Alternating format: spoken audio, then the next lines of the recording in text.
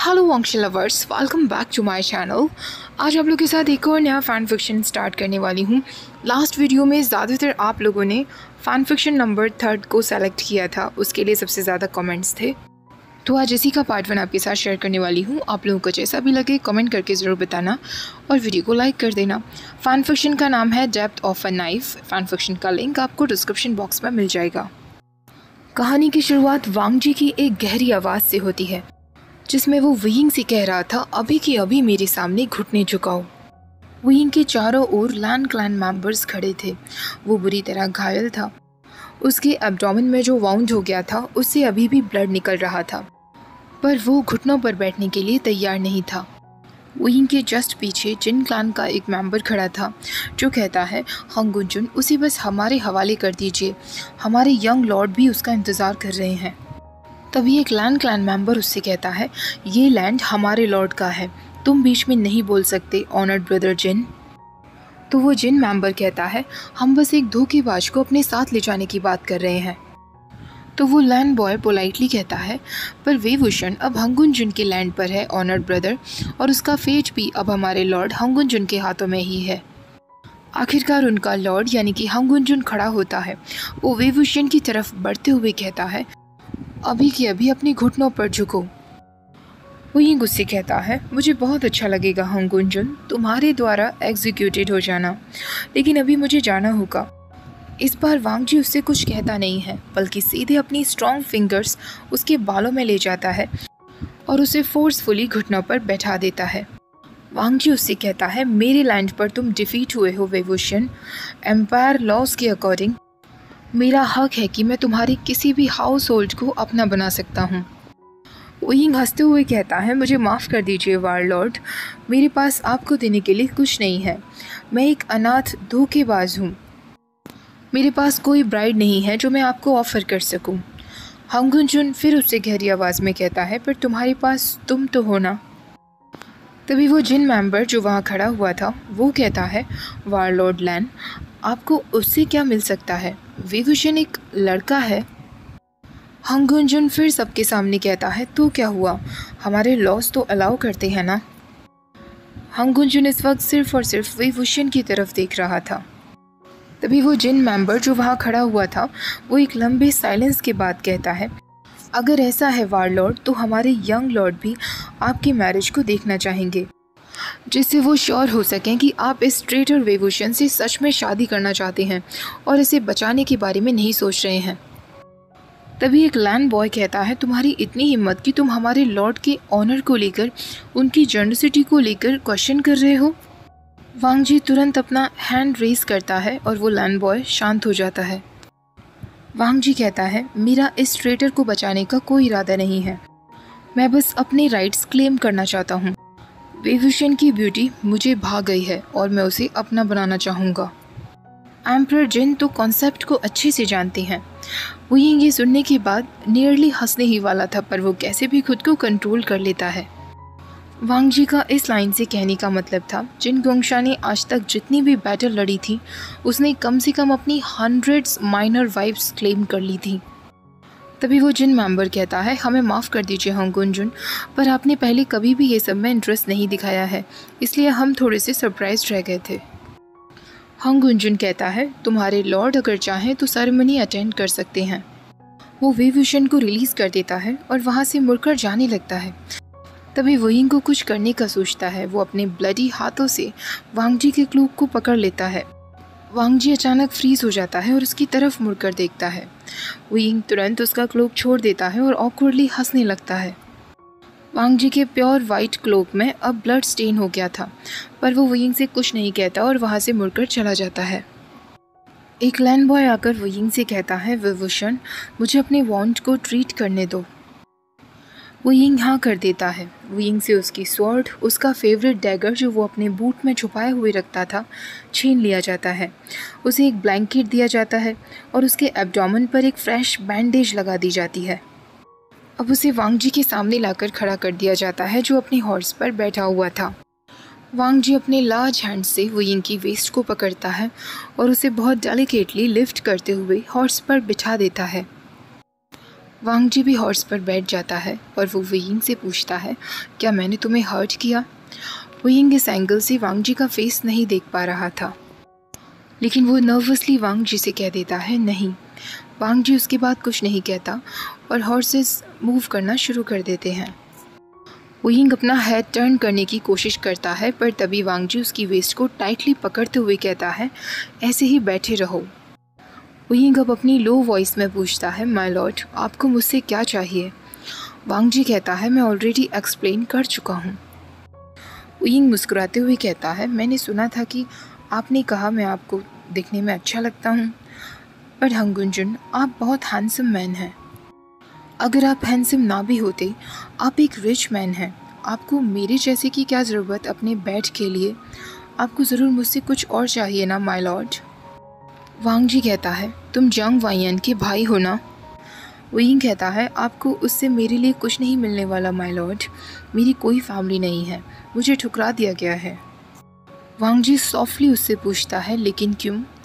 वुयिंग कहता है, क्योंकि मैंने एक डिसऑनरेबल मर्डर किया था, इम्पीरियल लॉस को तोड़ा था। जंगचा ने मुझे फिर वहाँ रहने के लिए अलाउ नहीं किया। मेरा नाम जांग फैमिली स्क्रोल से इरेज कर दिया गया है। आपको मेरे बदले में उनसे कुछ नहीं मिलेगा। वांग जी कहता है, तुमने डिसऑनरेबली किसको मार दिया था? वुयिंग अपनी आंखें बंद करता है। उसे लोटस कोव की सारी यादें याद आ जाती हैं। वो हंग गुंजुन के चेस्ट के अगेंस्ट लेट जाता है और उसे बताता है, वैन चाओ, वैन जुलियो और वैन शू, जब वो अपनी गहरी नींद में थे तो मैंने उन तीनों के गले काट दिए थे। वांग जी पूछता है, और जिन जुशन, तुम्हारे और उसके बीच क्या हुआ था जिससे वो तुमसे इतना नाराज़ हो गया? वुयिंग एक बिटर अगली स्माइल देते हुए कहता है, हंग गुंजुन, सब लोगों में से कम तुम्हें तो समझना चाहिए। तुम एक वार लॉर्ड हो, लेकिन जिन एम्परर के बिना काफ़ी ऐसी चीज़ें हैं जो तुम नहीं कर सकते। बैटल में अपनी स्ट्रेंथ को प्रूव किए बिना तुम एक लैंड को भी नहीं ले सकते। तुम्हें जिन कॉम्बैट के सारे रूल्स वो भी करने होंगे, उन्हें टैक्सेस पे करना होगा। तुम एक वुमन को नहीं मार सकते, तुम ये नहीं कर सकते, तुम वो नहीं कर सकते। वुयिंग एक गहरी सांस लेते हुए कहता है, पर आपने मेरे क्वेश्चन का जवाब नहीं दिया है।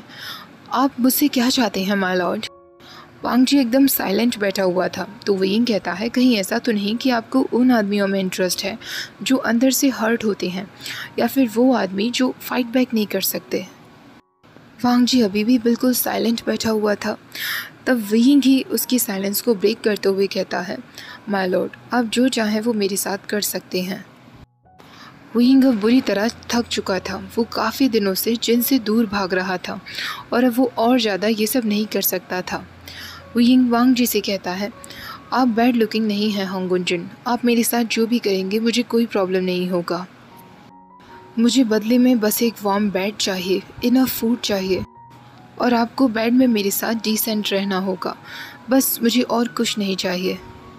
वांग जी फाइनली साइलेंस ब्रेक करते हुए कहता है, जब मैं छोटा था तो वैंचू ने मेरा पैर घायल कर दिया था। उसने मेरे फादर का मर्डर किया था और तुमने उसे जान से मारा। तुमने मुझ पर एक एहसान किया है। वुयिंग कहता है, इसका मतलब तुम पहले से ही मेरे बारे में सब जानते थे? मुझे पता था कि तुम मुझे मेरे प्रिटी फेस की वजह से नहीं चाहते हो। वांग जी वुयिंग के इस कमेंट को इग्नोर करते हुए कहता है, तुम्हें जिन को नाराज़ नहीं करना चाहिए था। जिन दुश्मन के पास एम्परर का सपोर्ट है, वो तुम्हें जान से मारना ही चाहेगा। मुझसे शादी करो, उसके बाद तुम्हें कोई हाथ नहीं लगाएगा। वुयिंग सोचने लगता है, अगर जिन को नाराज़ करना गलत है तो फिर तुम मुझे क्यों क्लेम कर रहे हो हंग गुंजुन? तुम भी तो ऐसा करके जिन्स को नाराज़ ही कर रहे हो ना? लेकिन वुयिंग वांग जी से ऐसा कुछ नहीं पूछता। वो हंसते हुए कहता है, हंग गुंजुन, तुम सच में बहुत नोबल हो।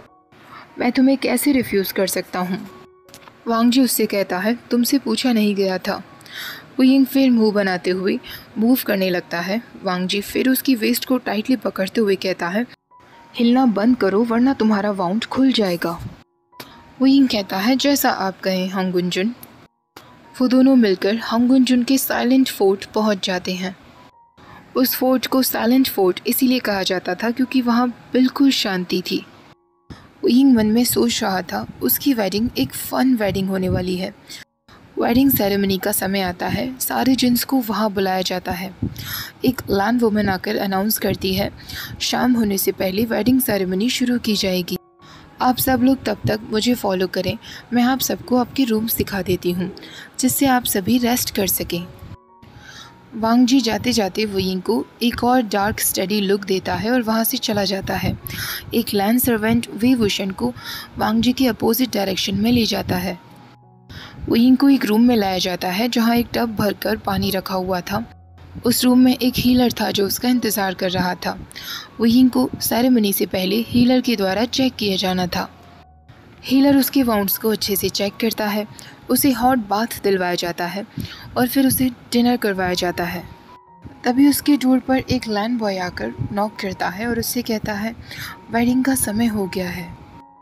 अगर ये एक प्रॉपर वेडिंग होती तो वू यिंग ने रेड कपड़े पहने होते, लेकिन ऐसी ब्राइड जो वार के द्वारा क्लेम की जाती है, उसकी ऑनरेबल मैरिज नहीं कराई जाती, बल्कि एक इम्पीरियल कॉन्ट्रैक्ट होता है।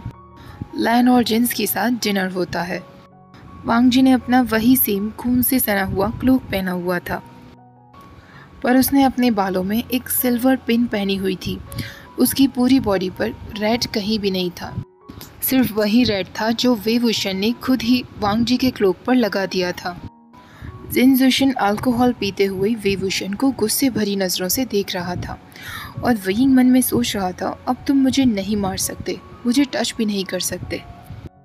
उनकी वेडिंग हो जाने के बाद वेडिंग सेरेमनी कंप्लीट हो गई थी, पर जिन जुशन और भी ज़्यादा ड्रंक और रूड बिहेव कर रहा था। लैंड मेंबर्स को ये सब बर्दाश्त करना था क्योंकि जिन जुशन एम्परर का ब्लड है। लेकिन आखिरकार हंगुंजन वू यिंग को अपने साथ चलने का इशारा करता है और वो दोनों अपनी वेडिंग नाइट की तरफ चले जाते हैं। फाइनली वो दोनों अब अपने रूम में अकेले थे और बेड बहुत बड़ा था। वू यिंग रूम में आने के तुरंत बाद अपने रोब्स निकालना शुरू कर देता है। पहले वो अपना आउटर रोब निकालता है। वो जैसे ही अपने इनर रोब्स निकालने वाला होता है, वांग जी उसका हाथ पकड़ लेता है। वो उसे अपनी तरफ खींचता है और फिर से उसके रोब्स को बांधने लगता है। वू यिंग सरप्राइज्ड होते हुए कहता है, हंगुंजुन, वेडिंग नाइट पर अपने क्लोथ्स निकालना नॉर्मल है ना? कुछ टाइम बाद वू यिंग फिर से एक नॉटी स्माइल देते हुए कहता है, अगर लॉर्ड अपनी ब्राइड को पूरे कपड़ों के साथ ही अपना बनाना चाहते हैं तो मुझे कोई प्रॉब्लम नहीं है। वांग जी कहता है, मैं तुम्हें टच नहीं करूँगा। मैं पहले भी बता चुका हूँ, मैं तुम्हारे लिए ये सब कर रहा हूँ क्योंकि तुमने मुझ पर एक एहसान किया था। मैंने तुम पर कोई एहसान नहीं किया है, तो तुम्हें ये सब करने की कोई ज़रूरत नहीं है। ओके गाइस, आज का पार्ट मैं यही ख़त्म करती हूँ। फर्स्ट पार्ट आपको कैसा लगा प्लीज़ कमेंट सेक्शन में मुझे ज़रूर बताइएगा। वीडियो पसंद आई हो तो लाइक शेयर, चैनल को सब्सक्राइब करना मत भूलना। Thank you for watching. Bye bye.